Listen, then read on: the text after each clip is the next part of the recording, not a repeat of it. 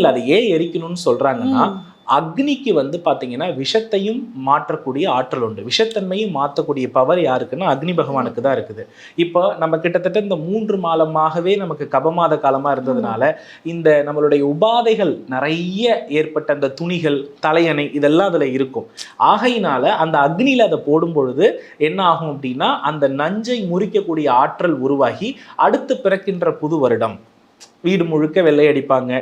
அதுக்கப்புறம் நல்ல ஒரு பொங்கல் வைத்து அடுத்த அந்த வருடத்தினுடைய தொடக்கத்தை ரொம்ப சிறப்பாக தொடங்குவாங்க.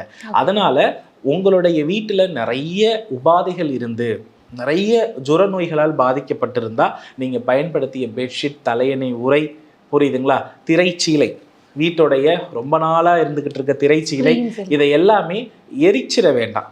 ஏன்னா இன்னைக்கு இருக்க கால சூழல்ல ஓசோன் ரொம்ப போய்கிட்டு இருக்கிறது. அதனால இதை வந்து சரியான ஒரு இடத்துல ஒரு குப்பையில போடுறது வந்து ஒரு நல்ல ஒரு விஷயம்.